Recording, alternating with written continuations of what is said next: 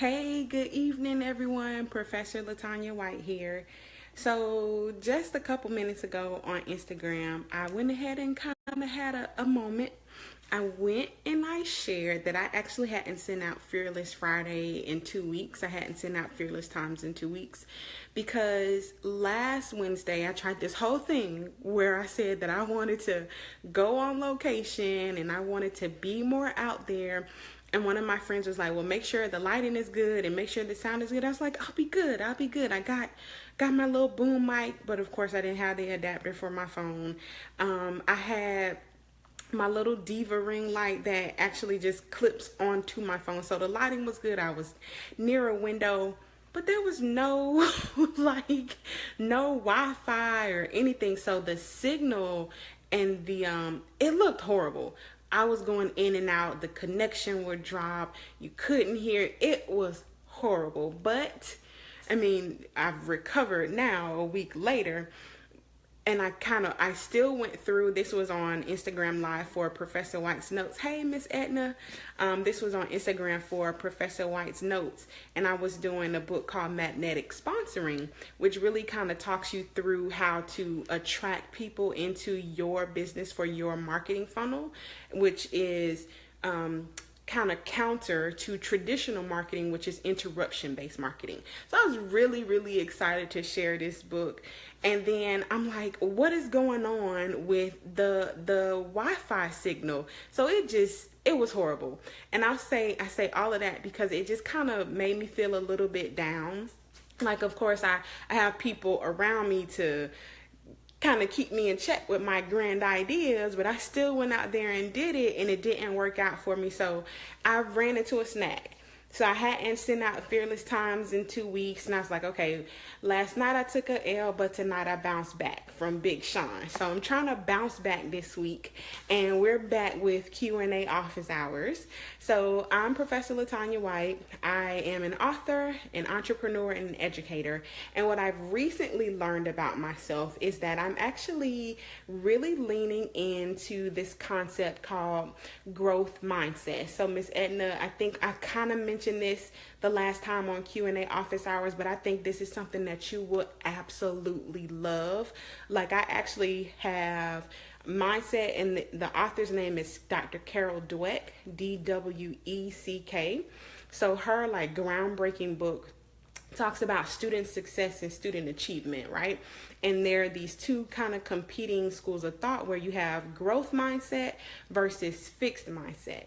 And the fixed mindset says, well, only smart people do well academically. Like, if I were smart, I wouldn't have to struggle so hard. And so what we see in the classroom or in the education space, we have a lot of students that feel like, I'm not good at this, so I'm not going to try, which of course their performance reflects that they didn't try, which reinforces the idea that I'm not good at this. So that's the fixed mindset versus the growth mindset saying, I'm not good at this yet, but I'm going to try something new. I'm going to try a different approach. I'm going to talk to my teacher, and I know I can learn this stuff. I know if I try a little bit harder, I can get better at it. So what I've been reading is this growth mindset versus fixed mindset and how I can kind of incorporate it into everything that I do.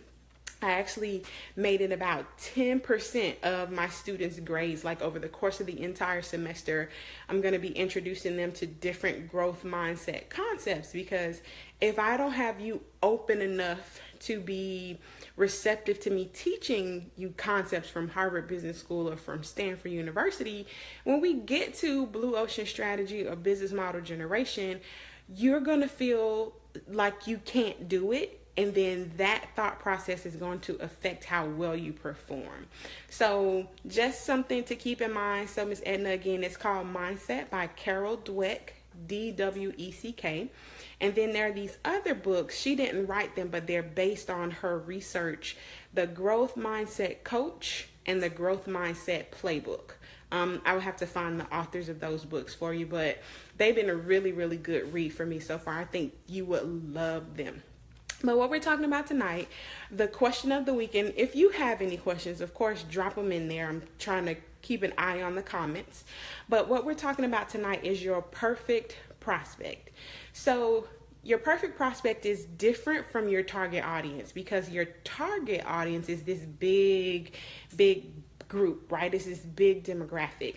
But those aren't always the people that you enjoy working with, if you understand what I'm saying. So with 71 Proof, which is my bartending business, we've been around for 10 years. April actually made 10 years. And when I first started the business, anyone could call me anytime at the drop of a hat. I would pack up our equipment. I would round up a couple people if I needed to, and I would be there. But how long do you think that lasted? That approach is not sustainable, right? So it was probably about 3 years into the business where I'm like, nah, I'm not cut out for this. I'm done. And I shared before, I said, I'm not renewing another license. I'm not printing any more business cards. I'm not answering another phone call, because the model that I was using was not sustainable.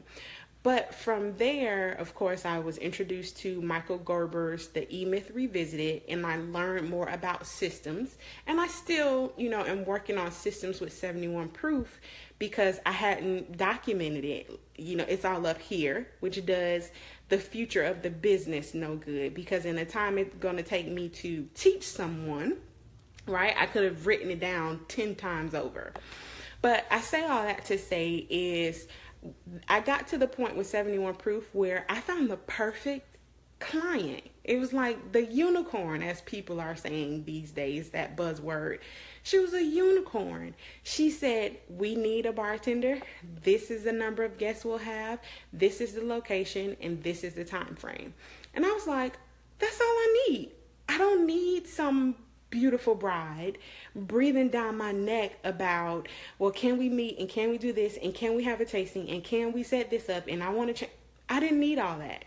So while my target audience were people who were planning special events, my perfect prospect was a whole specific different type of person, and that was a corporate meeting planner. That was a person who had another job, like who had a full-time job, and this special event was just one part of her job. So she wasn't pouring 40 and 60 hours into this event. She was outsourcing the need for that service to the people that did it best. Whereas with our brides, you can be consumed by planning your dream wedding and every detail needing to be perfect, and staying in touch, staying in constant touch, and staying in almost annoying touch with your vendors. So making sure that you understand the difference between your target audience, and that's the broad group of people that you want to serve, versus your perfect prospect. And that's the customer, or the type of customer that you love to work with, that has no problems with your pricing, that don't negotiate your pricing, and actually see so much value in who you are and what you do that they're always telling you you're undercharging, right? So that's your perfect prospect. The way that we identify that prospect, or create more of those unicorns, is really to study that one. And if you're in a place in your business where you don't think you have a perfect prospect yet, we can still build that person. You just need to know some of the characteristics that they need to have. And I'll kind of talk you through some of those again. For Q&A office hours, we're basing a lot of what we're talking about off of the Pivot workbook. And so assumption 1.4 in Pivot is the perfect prospect profile. I was interviewed by Bonnie Graham. She's on like Skype TV, and she has a show on iHeartRadio, I want to say, as well. But I was interviewed by her twice, and the first time I mentioned the perfect prospect, and she had actually just had a board meeting. She sits on the board for a nonprofit in New York, and they were talking about doing these broad mass marketing campaigns that didn't specifically target one type of customer segment. And of course, in your marketing messages, you can target more than one customer, but you should probably only be talking to one person or one type of person at a time for each message. So she was so intrigued by this concept of the perfect prospect profile that she invited me back, and that's all we talked about. So I'll share the link to that video. I'll post it so that you can see, like, we went really, really deep on the perfect prospect. But again, as you probably know by now, the Pivot Workbook is an interactive business development workbook. So this is where, you have all these ideas about how you want to operate your business, what you want to market, how you want to market, in there in all different places. The Pivot Workbook allows you to keep all those ideas and how you test those ideas in one place. So one of the assumptions is you know who your perfect prospect is. You know the type of customer that values you so much that they cannot wait to pay you for your services. And that's one of the things that we test. So what we do is we actually start with value.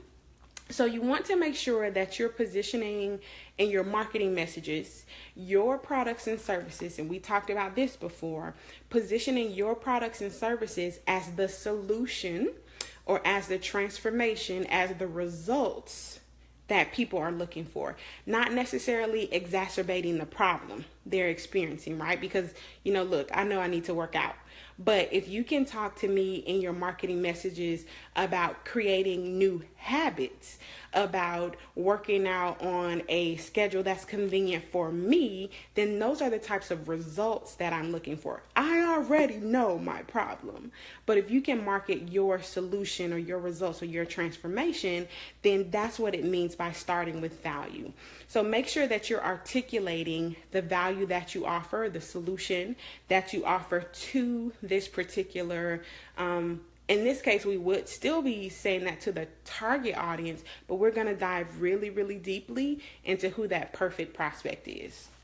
So what you'll want to do, if you saw the movie Avatar, it came out, a while back. So now that's like a buzzword. You hear people talking about avatars.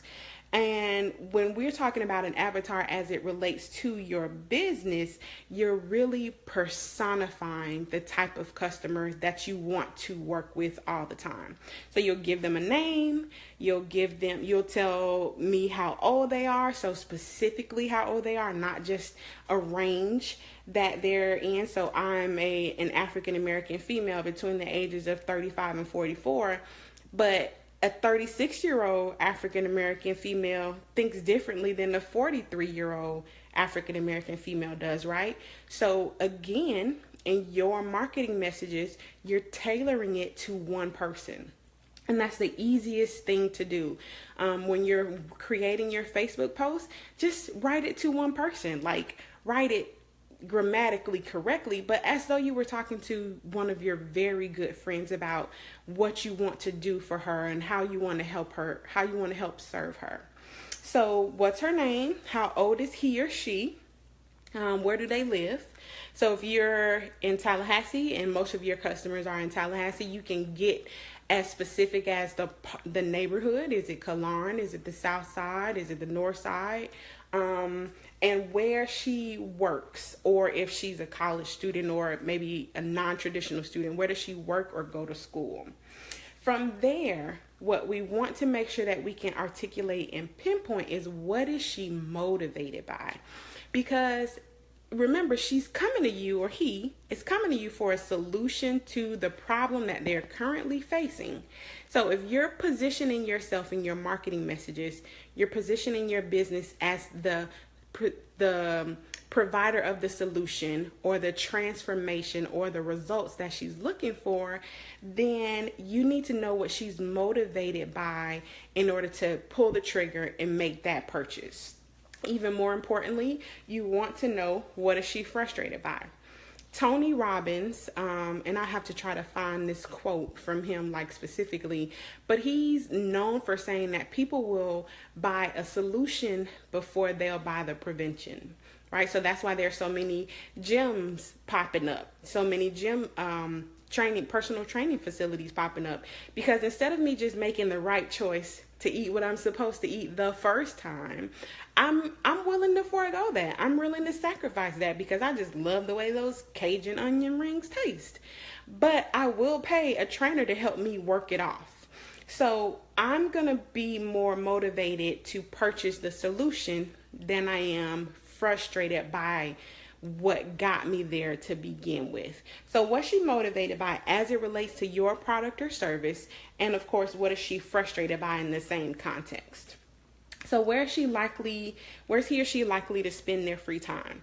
So that's a little bit different from where they're volunteering, because I'm probably spending my free time watching Jeopardy or Netflix, but I might be volunteering at church on Sundays. So those are still two different places, two different marketing channels that you can use to share your messages, just based on where she's spending her free time and where she volunteers. So those can be two different things in most cases. Who is she influenced by?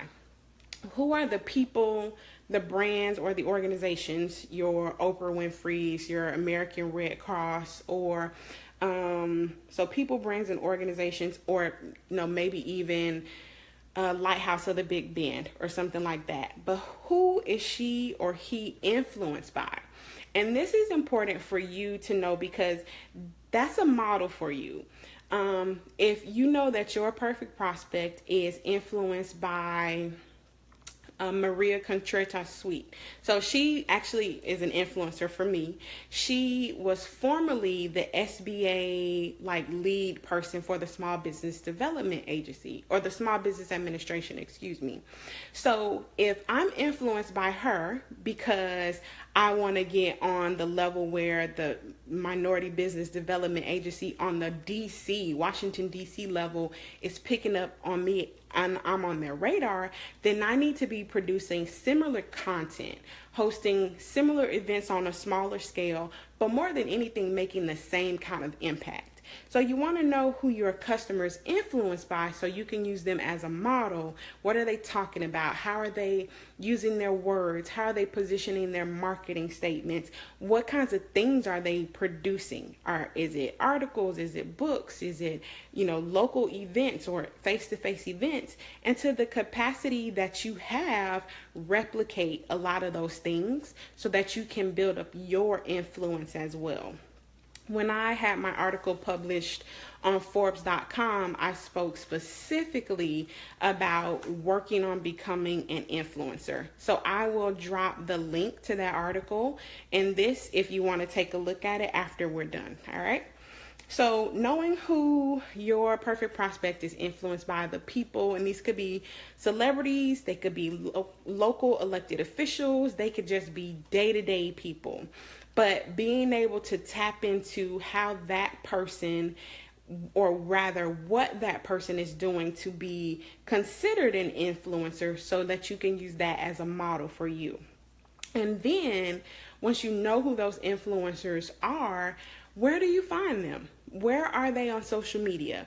If they're a local community leader, does that mean that they're sitting on boards of different nonprofit organizations? And is that an opportunity for you to build relationships? Not that you have to go sit on every board, but can you add value to that organization by volunteering or becoming a sponsor, or just getting in a place where the higher ups, and especially this person that she's influenced by, starts to see you, starts to recognize you, and starts to endorse you. Because that third party endorsement is really going to help you in building that trust with your perfect prospect. So there's a lot that goes into before we get the trust of that prospect. If you've ever heard the saying, people buy from people they know, people they like, and people they trust.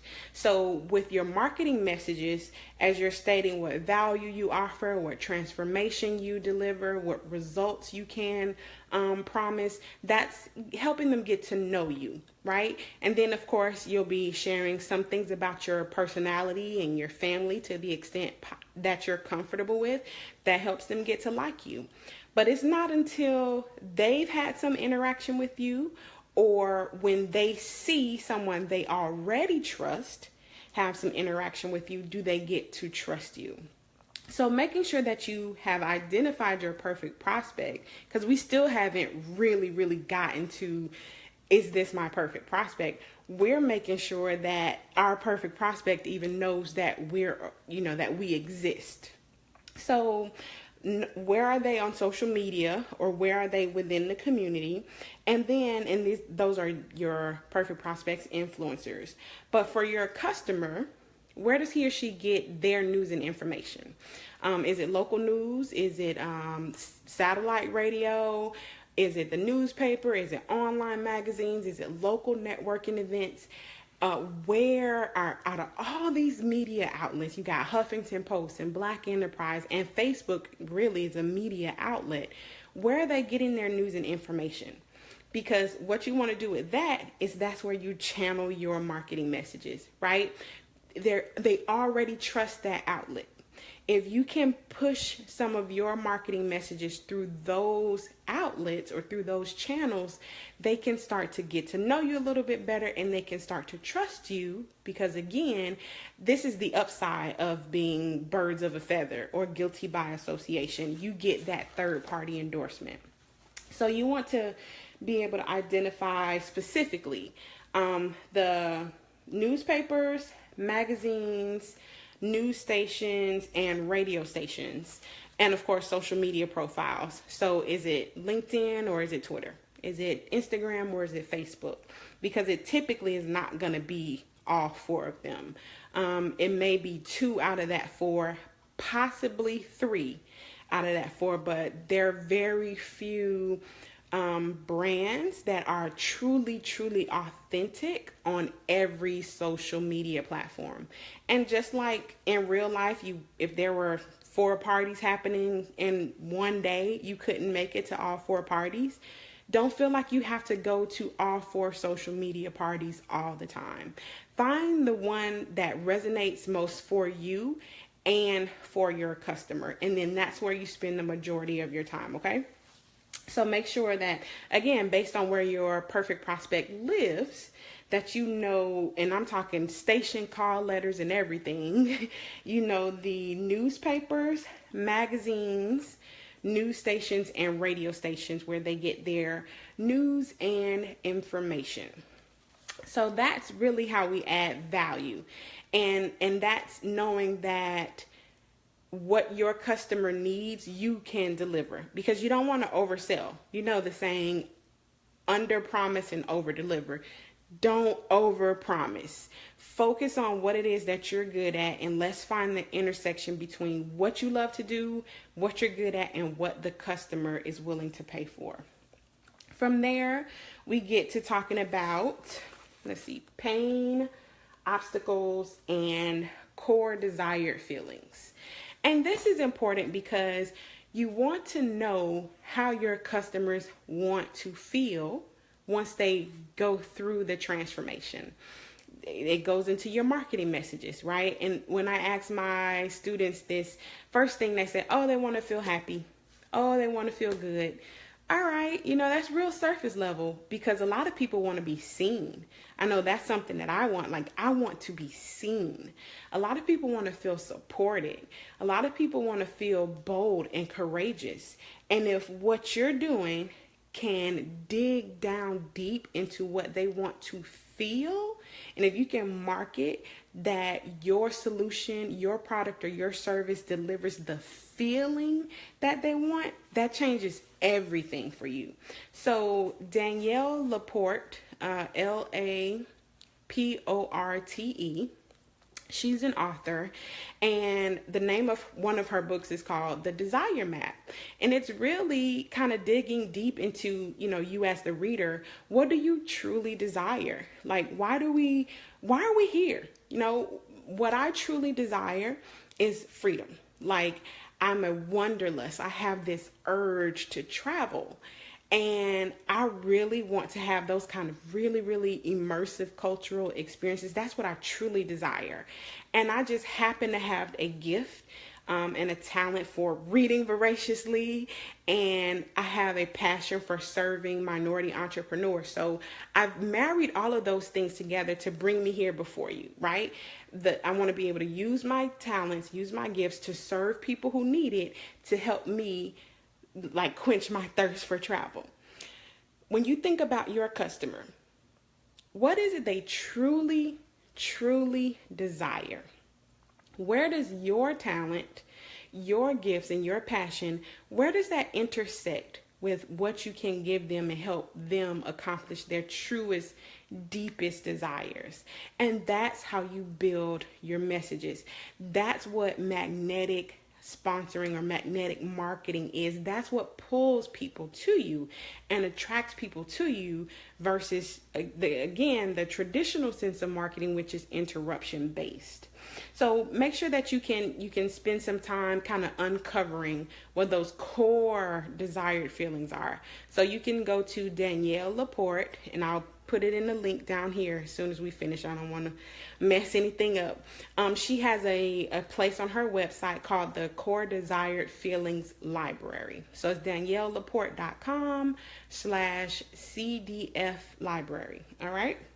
And that'll just give you some more insights on how you can really, really connect on an emotional level with your prospects. Before I go any further, I do want to make sure that you know that your prospects are not customers. A prospect is someone that could potentially become a customer, but until they spend money, right, they are not a customer. So the prospect is, you're in the courtship phase. You're giving them the eye. You're trying to see if they're interested in you. You hadn't exchanged phone numbers yet, none of that stuff. But you're steady just trying to position yourself as the person that they eventually will be interested in going out on a date with. All right. So the prospect is not yet the customer until some monetary exchange has occurred. So the last part of identifying your perfect prospect, and it's actually 3 pages long. Let's see, 2 pages long. So you know that the pivot workbook, it's basically kind of fill in the blank. There are these probing questions. What is the transformation this promise results in? So we kind of talked about that. And what is the emotional outcome that your perfect prospect is looking for? Like, how do they want to feel once a parent knows that their child is in good hands or on a good path academically? How is that going to feel to them? That, although we can't always articulate it, that's what they need you to be able to say. I'm here to help you feel confident in your child's ability to succeed academically. It's not that they want their child to succeed academically. They want to be confident that their children are going to succeed academically. You want to make sure that you're gathering testimonials. So you can initiate, or you can share with permission, of course, what other people have said about your products and services. You want to be able to overcome and anticipate any objections that they might have, because remember, they're still getting to know you. They're still getting to like you, and they don't quite trust you just yet. But what can you do to anticipate those objections? And typically it comes down to having testimonials, client results, or case studies that you can share. You want to make sure that you can articulate the individual components of what you're offering or what you're selling. One of the things I've shared previously is that studies show, and I have to check the dates on these studies, but studies show that most millionaires have about 7 revenue streams. So if you have this community educational center, what are the different types of services that are offered within that center? And then what's the retail value? Even if you're a nonprofit, what's the value of having access to computers and free internet and a library? What's the value of that? Because, people often do better and take better care of things when they have some investment, or when at least they can see that, if I had to pay for this, I'd be broke. I'd be coming out of pocket just getting access to this. So make sure you don't discount what you're doing by not telling them the value of those products and those services. Let's see. So, last thing we want to make sure that we're doing, Shayla, last thing that we want to make sure that we're doing is having a sense of urgency. Make sure that people know that this isn't going to last forever, and for you it shouldn't last forever, because you want to make sure that you're testing your marketing messages. Maybe it just wasn't the right timing, but always put like a deadline on it so that people have a sense of urgency. You know, people are not going to do what you don't tell them to do. And if you don't tell me that I need to do it right now, I'll put it off, right? Not with any malicious intent. It's just like, okay, in the grand scheme of my life, there are some other things that I could be doing right now. But if you tell me, you know, this discount is going away, this offer is going away in 2 or 3 days, then I'm more likely to actually take some action. And then finally, make sure that you have a call to action. Make sure you tell them, click here, or sign up for a consultation, or schedule an appointment. Tell people what you want them to do. So all of those different things actually make sure that you identify your perfect prospect, and that's the type of customer that you're gonna love to work with. And these other things are important because that language attracts them to you, that pulls them to you, instead of you interrupting, you know, whatever they're doing, listening to the radio, watching TV, or even at a networking event, just walking up and interrupting the conversation. With attraction-based marketing, you're using the language that really speaks to who they are on an emotional level. We all make our purchasing decisions from an emotional place, and we just kind of make it look like it was a logical decision. Like, it's logical for me to pay the light bill every month, right? But let me walk in this house and not having paid the light bill. It's not going to be a logical reaction. I'm going to feel very disappointed in myself. And that's an emotional response. So I tell myself that it's logical, but I'm actually trying to avoid the emotional disappointment of it. So you want to make sure that you have, hey, Michonne, you said you clicked the video in error. Click report the, oh, it's okay. Quite all right. We're actually wrapping up talking about calls to action.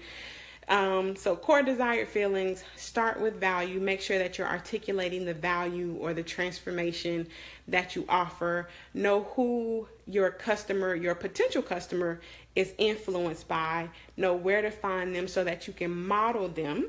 And then, of course, know what media outlets and news outlets your prospect, I'm sorry, I said customer earlier, your prospect uses to make their buying decisions.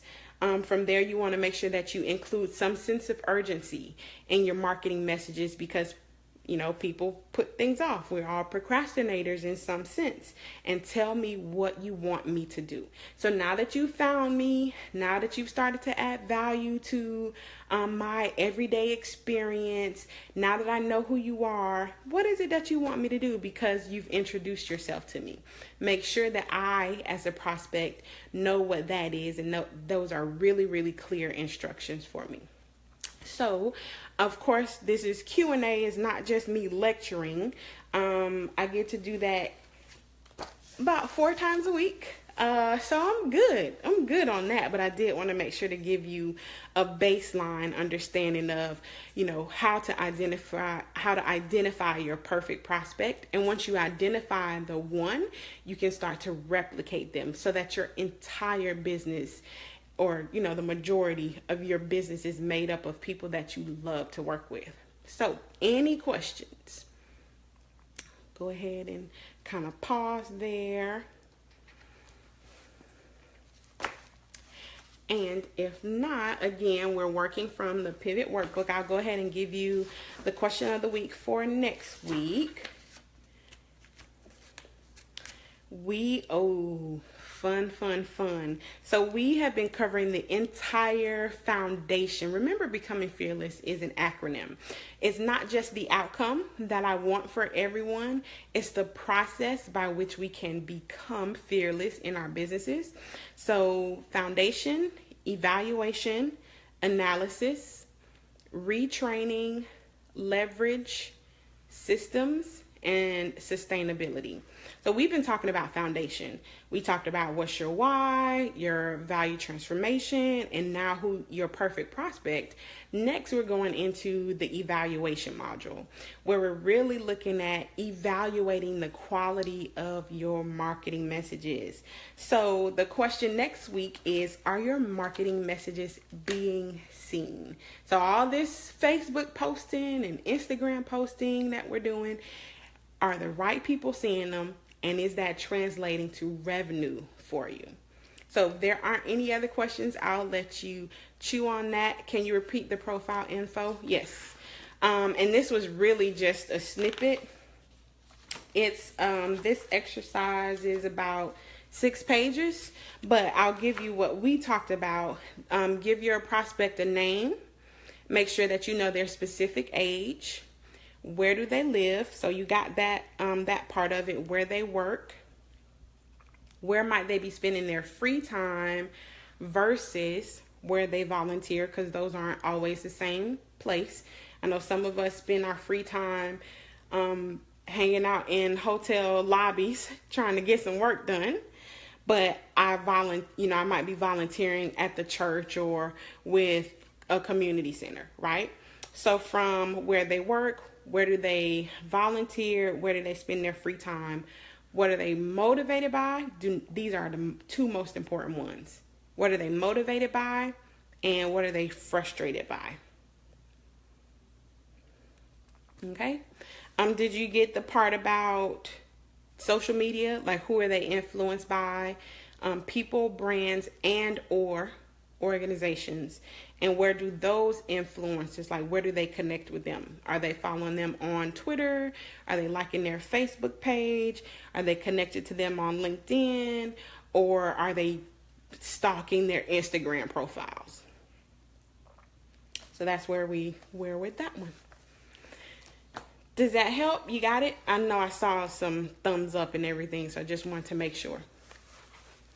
But if that is all, so tomorrow I'm trying this on location thing again, and I'm still torn between 2 events taking place tomorrow. Working Class Wednesdays at Domi Station, and you're welcome.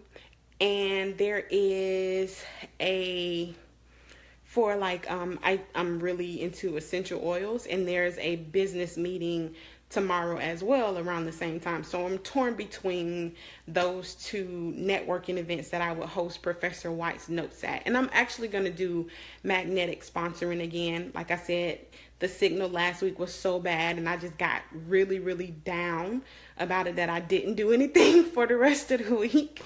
So I probably will do magnetic sponsoring again, and that really is the book that introduced me to leverage. That's really where I understood that I had to stop being okay being behind the scenes, because if I'm not visible, if you're not visible through our marketing messages and actually just showing up, then we can't even serve the people that we want to help. So I'll probably be doing that book again tomorrow for Professor White's notes. Now, do that on Instagram.